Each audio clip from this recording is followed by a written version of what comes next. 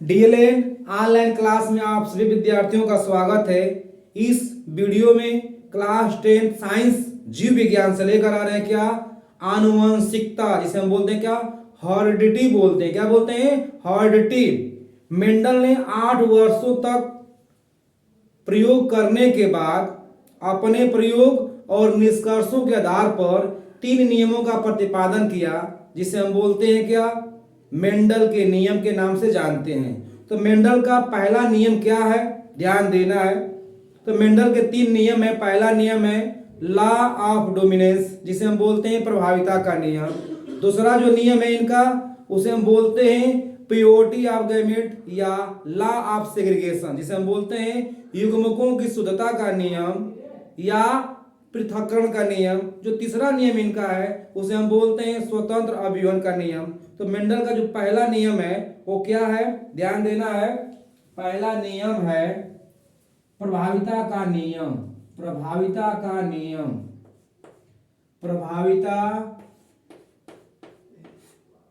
प्रभाविता का नियम। प्रभाविता का नियम में हम लोग क्या बोलते हैं, इसको बोलते हैं law of dominance. Law of dominance. Law of dominance बोलते हैं इसको। ये पहला नियम है इनका। इस नियम में मेंडल ने क्या कहा, जब परस्पर दो विरोधी लक्षणों वाले जनकों के बीच संकरण कराते हैं तो उनकी प्रथम पीढ़ी में जो लक्षण स्पष्ट या परिलक्षित होगा उसे हम प्रभावी कहेंगे, और जो लक्षण परिलक्षित नहीं होगा, स्पष्ट नहीं होगा, उसे हम क्या बोलते हैं, अप्रभावी बोलते हैं। तो पहला पीढ़ी में जो गुण देखने को मिला वो प्रभावी लक्षण था। तो यहाँ पर हम लोग दो पौधे, जो हम लोग पौधों को चुनेंगे, वो दोनों पौधों जो होंगे गुण में एक होंगे, लेकिन लक्षणों में क्या होंगे, विपरीत होंगे। तो चलते हैं हम लोग, पहला नियम प्रभाविता का नियम क्या है, इसका हम डेफिनेशन लेकर आ रहे हैं, ध्यान देना है। जब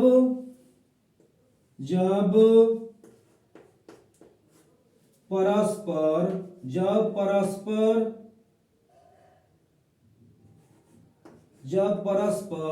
दो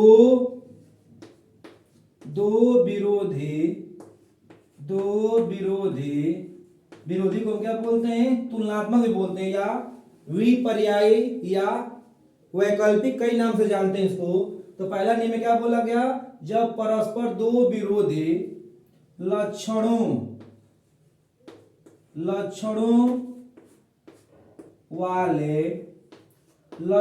वाले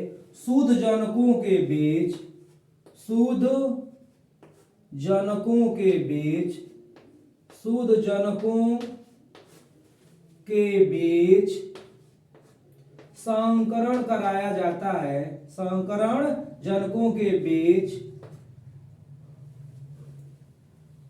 संकरण कराया जाता है जब परस्पर दो विरोधी लक्षणों वाले शुद्ध जनकों के बीच संकरण होता है। संकरण होता है तो उनकी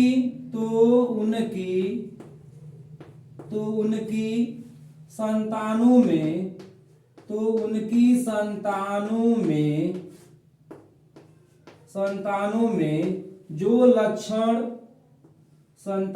में जो लक्षण परिलक्षित होता है, जो लक्षण परिलक्षित माने स्पष्ट होना, दिखाई देना, जो लक्षण परिलक्षित होता है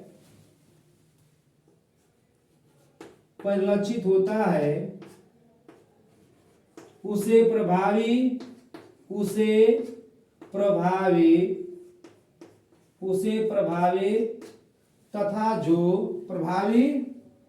तथा जो लक्षण परिलक्षित नहीं होता, परिलक्षित नहीं होता, परिलक्षित नहीं होता, परिलक्षित नहीं होता, उसे अप्रभावी लक्षण कहते हैं। उसे अप्रभावी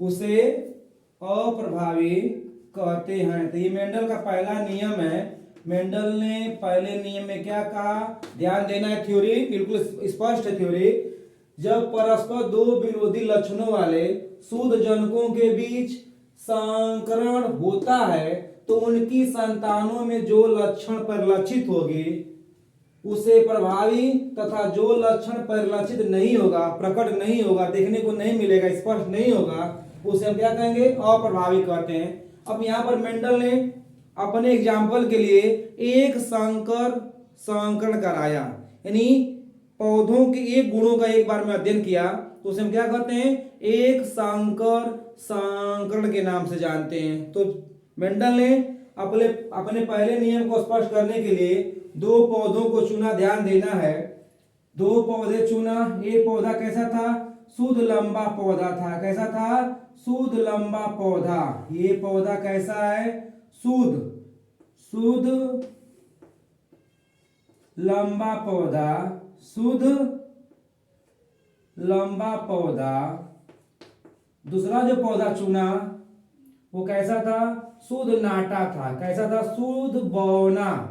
ये कैसा है भैया, शुद्ध बौना, शुद्ध बौना है ये। यानी इसे हम बोलते हैं पैतृक पीढ़ी बोलते हैं। क्या बोलते हैं, पी जनरेशन,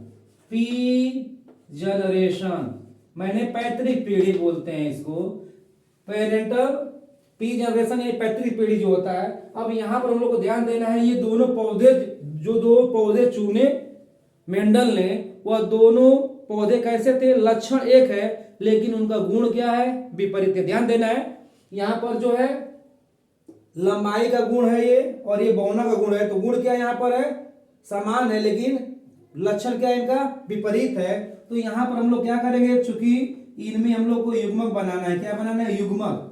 यानी चूंकि जो जननांग होते हैं उनमें क्या होता है, और सूत्री विभाजन होता है, और सूत्री विभाजन के बाद क्या बनता है, युग्मक बनते हैं। क्या बनते हैं, युग्मक।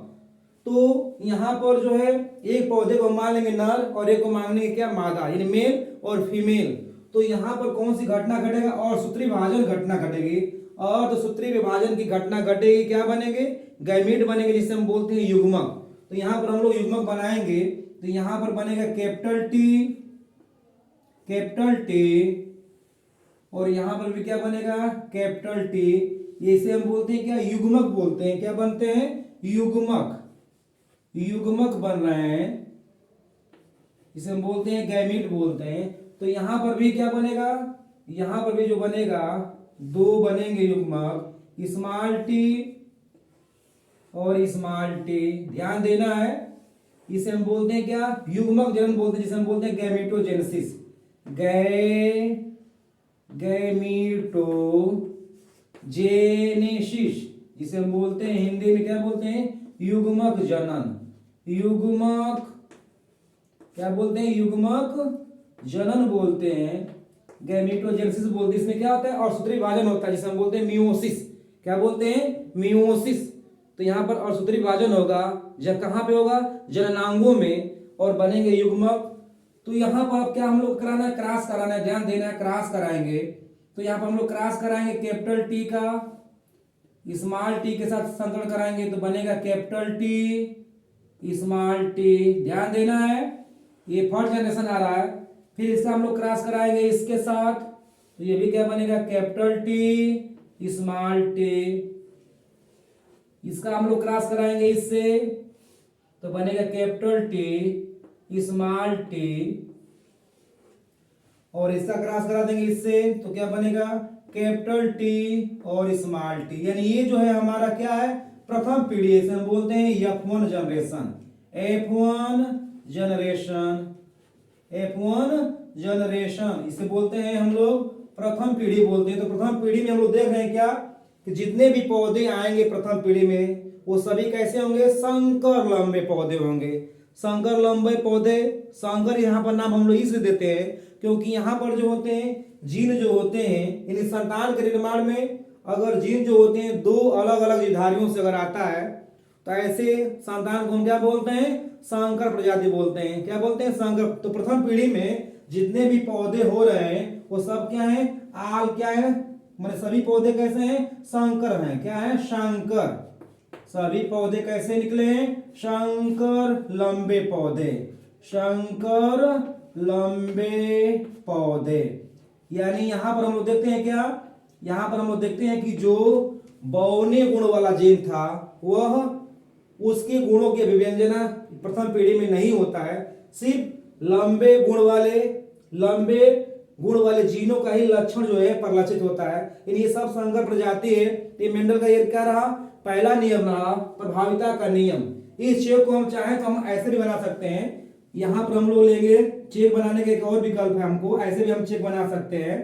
ध्यान देना है, इससे भी हमारा यही आएगा जनरेशन। यहां पर हम लोग ले लेंगे, ये हमारा है मान लीजिए फीमेल है, बायोलॉजी में सिंबल क्या होता है फीमेल का, गोला के नीचे प्लस लगा देते तो क्या बोलते हैं, उसको हम फीमेल बोलते हैं। और यहाँ पर हम लोग क्या लेते हैं, मेल। क्या लेंगे, मेल लेंगे। मेल का सिंबल क्या होता है, ये गोला के ऊपर क्या लगाते हैं हम लोग, एरो लगा देते हैं तो क्या होता है, वो मेल हो जाता है। अब यहाँ पर हम लोग लेते हैं क्या, यहाँ पर लेंगे हम लोग स्मॉल टी, स्मॉल टी।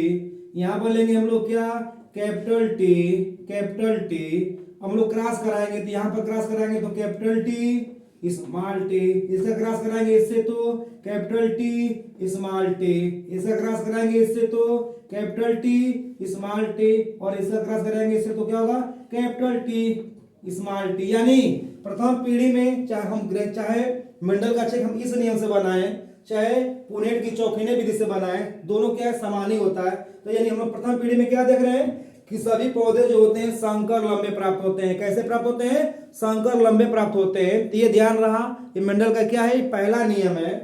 तो ये पहला नियम में हम लोग देखते हैं कि सभी पौधे कैसे प्राप्त हुए, संकर पौधे। अब हम लेते हैं मेंडल का दूसरा नियम। ध्यान देना है, मेंडल का दूसरा नियम में क्या है, ध्यान देना है। मेंडल का दूसरा नियम लेकर चल रहे हैं, जिसे हम बोलते हैं क्या, युग्मकों की शुद्धता का नियम या प्योरिटी ऑफ गैमेट। युग्मकों की शुद्धता का नियम या प्योरिटी ऑफ गैमेट में हम लोग चलते हैं। यहां पर क्या करेंगे हम लोग, दूसरे नियम में जो होता है, प्रथम पीढ़ी में उत्पन्न हुए दो संतानों में क्या कराएंगे हम लोग, स्व परागण कराएंगे, जिसे हम बोलते हैं सेल्फ पोलिनेशन। क्या बोलते हैं, सेल्फ पोलिनेशन कराएंगे। तो द्वितीय पीढ़ी में जो हम लोग देखेंगे क्या, कि जो लक्षण प्रथम पीढ़ी में दब गया और स्पष्ट नहीं हुआ, वह द्वितीय पीढ़ी में जो होता है पुनः उत्पन्न हो जाता है। यानी दुर्बल जीन जो होता है, दुर्बल जीन या अप्रभावी जीन जो होता है, प्रभावी जीन के साथ रहते हुए भी उसके गुण समाप्त नहीं होते हैं, उसकी प्योरिटी जो होती है बनी रहती है, शुद्धता जो होता है बनी रहती है। और द्वितीय जनरेशन में जो होता है, सेकेंड जनरेशन में जो होता है, वह पुनः 3 संबंधी 1 के अनुपात में क्या होता है, स्पष्ट होता है। तो मेंडल का दूसरा नियम क्या है, दूसरा नियम मेंडल का है जिसे हम बोलते हैं युग्मकों की शुद्धता का नियम।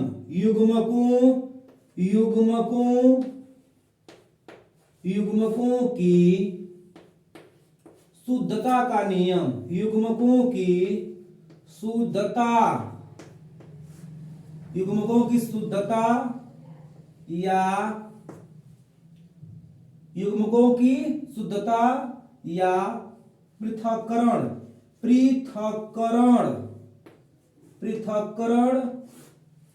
का नियम, पृथक्करण का नियम जिसे हम बोलते हैं क्या, पृथक्करण का नियम जिसे हम बोलते हैं प्योरिटी ऑफ गैमेट। क्या बोलते हैं, purity of gamete, purity of gamete, purity of gamete या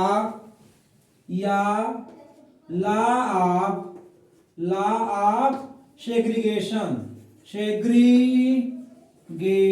ये दूसरा नियम है मेंडल का। इसमें क्या लेना है, आपको ध्यान देना है, ये मेंडल का दूसरा नियम है, बहुत इंपॉर्टेंट है।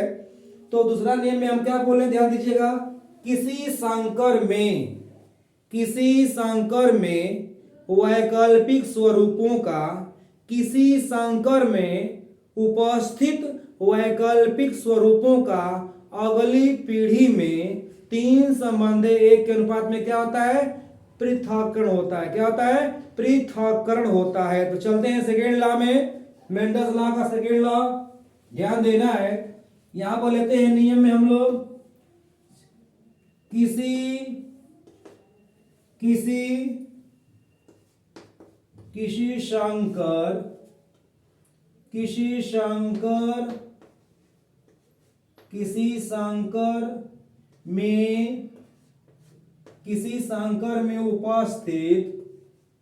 संकर में उपस्थित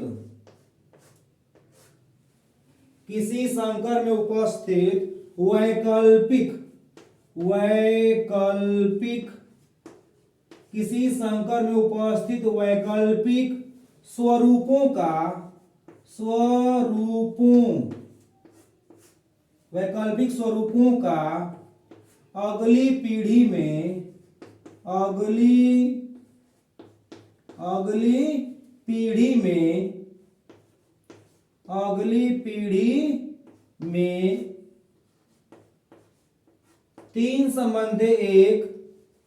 3 संबंधी 1 के अनुपात में पृथक्करण हो जाता है। अनुपात में पृथक्करण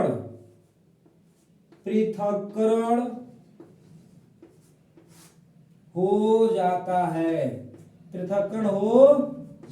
है। ये मेंडल का दूसरा नियम है, ध्यान देना है। इसको अभी समझाएंगे, एग्जाम्पल के द्वारा स्पष्ट कर देंगे। तो ये रहा क्या? मेंडल का दूसरा नियम का थ्योरी रहा। यानी मेंडल के दूसरे नियम में क्या कहा? किसी संकर में, यानी जो पहला पीढ़ी में संतान उत्पन्न हो रहे हैं वो क्या है? संकर प्रजाति है। तो बोल रहे किसी संकर में उपस्थित वैकल्पिक स्वरूपों का जो गुण दब गया था, जो पहला पीढ़ी में स्पष्ट नहीं हुआ, उसे हम क्या बोलेंगे? वैकल्पिक गुण बोलेंगे। तो वैकल्पिक स्वरूपों का अगली पीढ़ी में 3 संबंधी 1 के अनुपात में क्या होता है? पृथक्करण हो जाता है। तो ये मेंडल का क्या है? दूसरा नियम है। इसका हम चेक के द्वारा स्पष्ट करेंगे, ध्यान देना है। इसमें हम लोग प्रथम पीढ़ी में जो 2 पौधे उत्पन्न हुए थे, जो संकर प्रजाति था, उन 2 पौधों में हम क्या कराएंगे? स्व परागण कराएंगे, सेल्फ पोलिनेशन कराएंगे। तो जो सेकेंड जनरेशन आएगा, जो F2 जनरेशन आएगा, उसमें 3 संबंधी 1 के अनुपात में क्या होंगे? जो गुण दबा हुआ था पहला पीढ़ी में, वो पुनः क्या होगा? उत्पन्न होगा। देखते हैं, चेक में आते हैं। तो हम लोग यहाँ पर 2 पौधे लेंगे, कैपिटल T स्मॉल t। ये क्या है? संकर लंबा पौधा है। यहाँ पर भी लेंगे हम लोग कैपिटल T स्मॉल t। यानी प्रथम पीढ़ी में जो संतान बने हैं उन्हीं को हम लेंगे। यानी ये पौधे कैसे हैं? F1 जनरेशन वाले हैं। इन पौधों में क्या करेंगे हम लोग? स्वपरागण। क्या करेंगे? स्वपरागण। तो स्वपरागण कराएंगे तो क्या होगा? ध्यान देना है। यहाँ पर कौन सी घटना घटेगी? गैमेटोजेनेसिस, जिसे हम बोलते हैं युग्मक जनन। क्या होगा? युग्मक जनन होगा। जैसे हम लोग पहला नियम बनाए थे गैमेटोजेनेसिस यानी युग्मक जनन। तो युग्मक जनन में क्या बनेंगे? गैमेट बनेंगे। तो यहाँ पर हम गैमेट बनाते हैं, कैपिटल T, यहाँ पर बनेगा स्मॉल t। और सूत्री विभाजन होता है। क्या होता है? और सूत्री विभाजन होता है। तो यहाँ पर भी बनेगा वही गैमेट, कैपिटल T और स्मॉल t। ध्यान देना है। अब इनमें हम लोग क्या कराएंगे? क्रॉस कराएंगे, संकरण कराएंगे। तो क्या होगा? ध्यान देना है। इसका क्रॉस कराएंगे इससे, तो यहाँ पर बनेगा कैपिटल T।